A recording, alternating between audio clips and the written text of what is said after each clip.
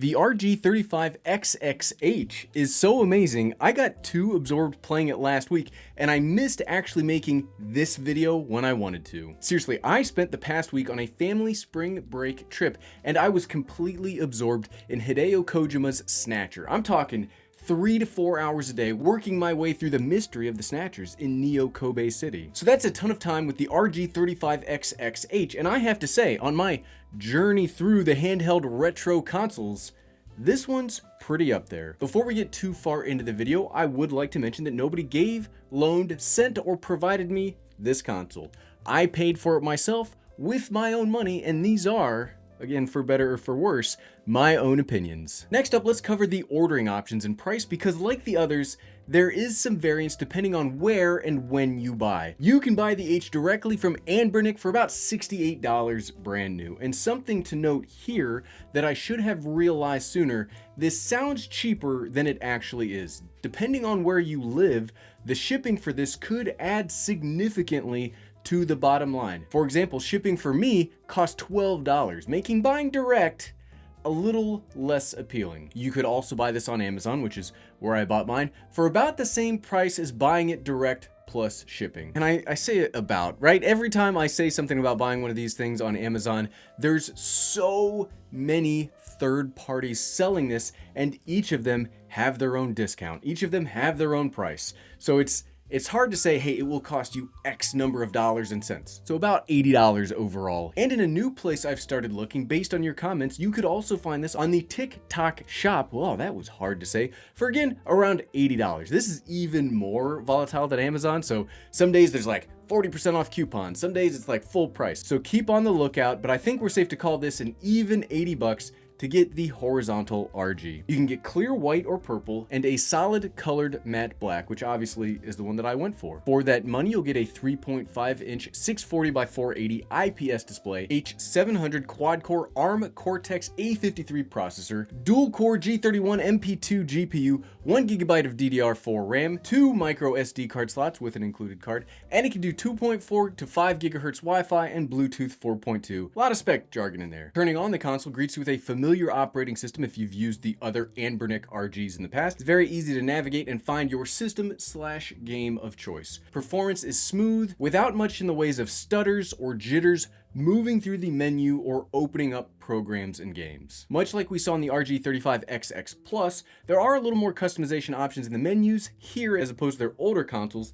and you can set this up or modify the controls pretty much however you want. Physically, it's definitely laid out differently compared to the other ones we've looked at over the past few weeks. If it hasn't been clear so far, the H stands for horizontal, so everything is laid out more like a Game Boy Advanced and less like the original Game Boy. On the front, you'll get the same D-pad action button combination we've seen previously, but this time around, you'll also get dual analog sticks on like the bottom front. On the top, you get left and right shoulder/trigger buttons, plus 2 USB-C ports and an HDMI mini port.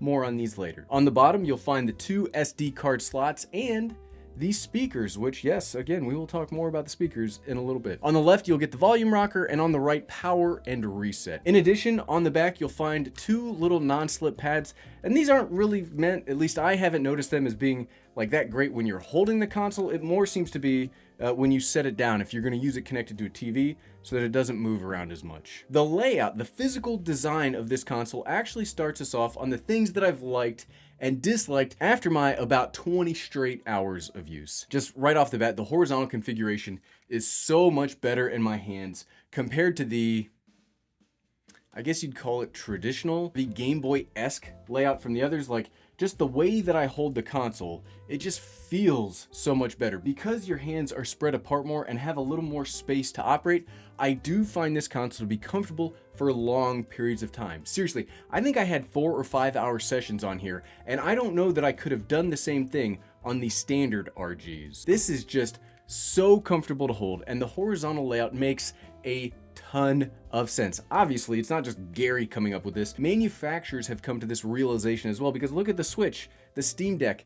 Any modern portable consoles generally have a horizontal layout, though it's not all good news, because there are a few things physically that I don't like. Starting off, I don't like the placement of the analog sticks. When I bought this, I assumed I'd be using these primarily, but because of how far down they are on the body, I find that I really have to modify how can you see that? I find that I really have to modify how I hold the console to make it work. If I want to use these, I have to either scrunch down or I have to go as wide as possible if I still also want to hit the top shoulder buttons. If you are going to make this work, your hands have to be so comically far apart. Like, look how far my hands are just trying to make this work, and I don't like it. I haven't been using the analog sticks. I kind of almost wish they weren't included. I mean, sure, that's a personal preference, but it just doesn't do it for me. Like, I feel like the console would just be more comfortable. I wouldn't have these things just getting in the way of my thumbs. Like, it would just be better if they weren't here, or if maybe they were placed a little bit higher up. Another thing I haven't liked is the build quality overall. Now, that's not to say that it's poorly built, because it isn't.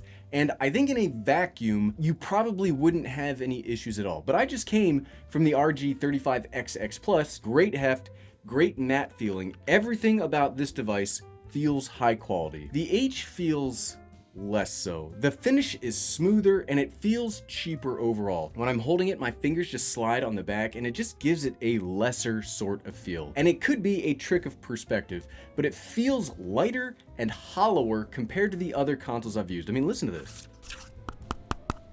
Like, it just, I don't know, it just feels and sounds worse. And I'm pretty sure that it's the exact same components and material in this console, but I kind of wish they'd done what they did on the Plus here, where they made it a little more like rougher, like a more matte finish. Maybe that would have given it a little more grip and a touch more density. And one of the things that I may do to customize this myself is I may add some weights in here in the future, but again, back in the positives, the buttons all feel fantastic, even better than the Plus. They feel very crisp and accurate, leading to no frustrations when gaming. I've said this previously, and I think both of the other videos, the whole reason to buy a console like this are these buttons. You can do everything else this does, like software wise, on a phone, so the buttons are the thing you are paying for, and thankfully here they are still top notch. Listen to this. Like, they feel good, they sound good, it is enjoyable to press these. And a positive over the RG35XX standard and the Plus are the buttons don't rattle nearly as much. Listen to this. There's not much there, but listen to this. Oh, that drives me crazy. Sure, that's not a performance issue, but it does drive me less crazy, and I'm all about my fun pastime tech not irritating me. Another big standout on the H are the speakers. Holy crap, the speakers are actually decent. Not headphone or laptop good, but way better than these other ones. This has two downward facing speakers, and I think they are head and shoulders so far above anything else I've used thus far. Listening to all the voice acting in Snatcher, it was very clear, and I didn't even notice the audio at all, which means it was good enough for the games that you want to play on a device like this. Another thing that I didn't like though, and this is probably across the board with Anbernic, but I only first tried it here, connecting a Bluetooth controller wasn't as seamless as I'd hoped. Let me phrase that differently. Connecting the controller was really easy, but apparently the system defaults Bluetooth controllers to player 2, and for the life of me, I could not figure out how to get that to swap back to player 1. I found it did work okay when I directly connected the controller via wire to the console, and I was even able to play it on my big TV, though clearly these games were not designed for 16:9 HD TVs. I just wish there was an easier way to move Bluetooth controllers over to P1 if you want to be wireless. And I know, look, I get it. Somebody out there will quickly let me know where I messed up, so I do look forward to you all helping me in the comments below. I still like the display. It was just big enough to clearly see what was going on. I didn't feel like I had to squint or to struggle to make out little details. That's not a small thing for me anymore. I am getting older. My eyes aren't what they used to be, and I didn't feel strained or fatigued during those long hours of play. It was bright enough, it was clear enough, and I was even able to play this comfortably from the car to and from my family's vacation spot. Battery life was also pretty good. I never really worried that it was going to die during those long sessions. 4 hours is probably the upper limits though, if you don't want to risk your save files or progress.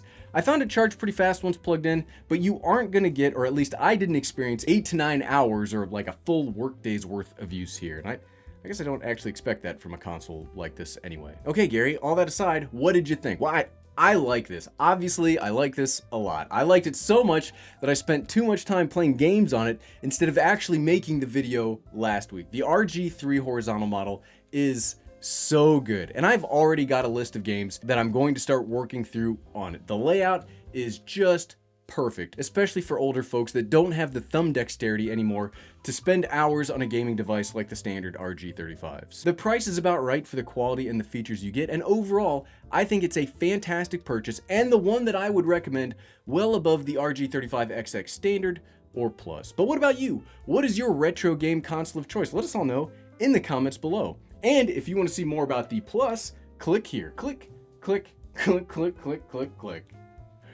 Thanks for watching.